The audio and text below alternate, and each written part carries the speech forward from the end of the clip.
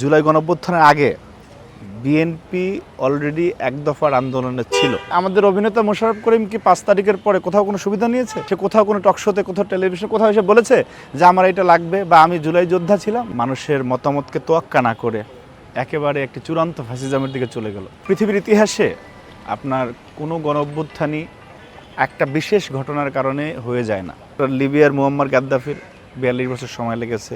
জুলাইয়ে সেই ঘোষণা ছিল একটি আনুষ্ঠানিকতা মাত্র যে 14, 18 এবং 24-এ যখন বাংলাদেশের নির্বাচন ব্যবস্থাকে একদম শেষ করে দেওয়া হলো এবং বাংলাদেশের মানুষ মনে করেছিল যে 14তে যেটা হয়েছে 18তে একটি নির্বাচন অন্তত ফ্যাসিস্টরা ব্যবস্থা করবে। কিন্তু যখন ধারাবাহিকভাবে তারা মানুষের মতামতকে তোয়াক্কা না করে একেবারে একটি চূড়ান্ত ফ্যাসিজমের দিকে চলে গেল এবং একটি দানবীয় আকার ধারণ করলো, যে কোনো বিরোধী মত মানে অলিখিত বাকশাল যেটা আর কি থাকবে না।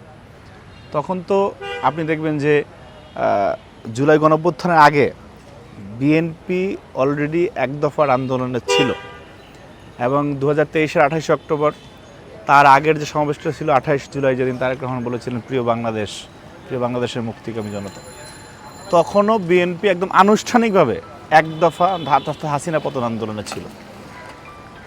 যাই হোক, পৃথিবীর ইতিহাসে আপনার কোনো গণঅভ্যুত্থানই একটা বিশেষ ঘটনার কারণে হয়ে যায় না। আগের ধারাবাহিক ঘটনাপঞ্জি থেকে একটা পর্যায়ে এসে বিস্ফোরণ ঘটে। আপনি যদি দেখেন যে একটা সিঙ্গেল কোনো উদাহরণ আপনি দেখাতে পারবেন না। আপনার লিবিয়ার মুয়াম্মার গাদ্দাফির 42 বছর সময় লেগেছে, জিম্বাবুয়ের রবার্ট মুগাবের সরতে 27 বছর লেগেছে। এরকমের ইরানে দেখেন, আপনার যত দেশে গণঅভ্যুত্থান হয়েছে, আমাদের অভ্যুত্থানের বিপ্লবীরা অনেকে বলে থাকে যে না, এই 36 দিনই সরকার পতন হয়ে গিয়েছে। তাহলে তো আপনার শুধুমাত্র যারা আন্দোলন করেছে তাদের লাশ পড়ার কথা। আমাদের 2 শতাধিক গার্মেন্টস শ্রমিকের কেন জীবন দিতে হলো? কেন 132 জন শিশুর জীবন দিতে হলো? কেন 10 জন সাংবাদিকের শাহাদাত বরণ করলো? কেন 27-28 জন চাকরিজীবী শাহাদাত বরণ করলো? অর্থাৎ এটি একটি আপনার জনযুদ্ধ ছিল, গণমানুষের যুদ্ধ ছিল এবং এই মানুষগুলো সেই যে প্রাণের চাওয়া যে এক দফা, সেই এক দফাকে ধারণ করে তার আগে নেমেছিল। জুলাইয়ে সেই ঘোষণা ছিল একটি আনুষ্ঠানিকতা মাত্র যে আপনি যদি এই চিন্তাই মানুষের মাথায় না থাকতো যে হাসিনার পতন ঘটাতে হবে, তাহলে আপনি এই 3-4 জুলাই কেন সাধারণ মানুষ অংশগ্রহণ শুরু করে দিল? 5 জুলাই কেন সাধারণ মানুষ, 7-8 জুলাই যে বাংলা ব্লকেট, সেখানে সাধারণ মানুষ কেন নামলো? ওনারা থেকেও বিসিএস ক্যাডার হতে চায় না। আপনি সেই সাভারে যে আপনার 8 জুলাই যে লাশ পড়লো, তারা কি বিসিএস ক্যাডার হওয়ার জন্য নাম ছিল?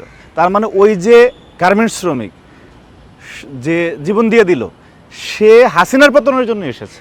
এইটি একটি প্ল্যাটফর্ম ছিল। সেই যোদ্ধারা যারা এখানে ঢাকা বিশ্ববিদ্যালয়ের নেতৃত্ব দিয়েছে, তাদেরকে আমরা বীর জেনে, বীর মেনেই তারপরে কথা বলি, কিন্তু তাদের সামগ্রিক মুভমেন্টটাকে ওন করতে হবে যে না, এক দফা ছিল বাংলাদেশের গণমানুষের, বাংলাদেশের মুক্তিকামী মানুষের, বাংলাদেশের যে মানুষগুলো অধিকার আদায়ের জন্য দীর্ঘ 17 বছর রাজপথে ছিল, তাদের সকলের ভাষার সামষ্টিক শব্দ ছিল একদম। এবং সেটি যেদিন নাহিদ ইসলামরা ঘোষণা করলেন, তখন মানুষ ডেসপারেটলি, তার পরে থেকে কিন্তু সকল মানুষ রাস্তায় নেমে গিয়েছে, সকল মানুষ রাস্তায় নেমেছিল। এখানে আপনি কোনো শ্রেণী পেশাকে আপনি বাদ দিয়ে কোনো কথা বলতে পারবেন না। আপনি আমাদের অভিনেতা মোশাররফ করিম কি 5 তারিখের পরে কোথাও কোনো সুবিধা নিয়েছে? সে কোথাও কোনো টকশোতে, কোথাও টেলিভিশনে, কোথাও এসে বলেছে যে আমার এটা লাগবে বা আমি জুলাই যোদ্ধা ছিলাম? না, সে বিবেকের তাড়না নেমেছে যে আমার শিশুর প্রাণ ঝরতেছে, আমার ভাইদের এই অবস্থা, এই লাশ, এগুলি কেউ দেখতে পারতেছে না। আপনি অসংখ্য সরকারি চাকরিজীবীর সন্তানেরা বাবার অবাধ্য হয়ে সেই জুলাই রাস্তায় নেমে এসেছিল, তাদের কারোরই বিশেষ ক্যাডার হওয়ার স্বপ্নে তারা রাস্তায় নামে না, বিভোরও ছিল না।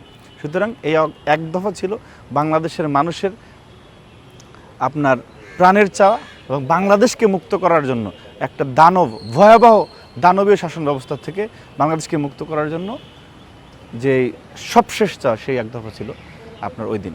সুতরাং সেটি ঘোষণার পরে মানুষ রাস্তায় নেমেছে এবং যখন আপনার বাংলাদেশের গর্বিত সেনাবাহিনী থেকে শুরু করে সবাই যখন বলেছে যে না, এভাবে বাংলাদেশ চলতে পারে না, তখন সেই এক দফা সফল হয়েছে এবং খুনি হাসিনার পতন হয়েছে।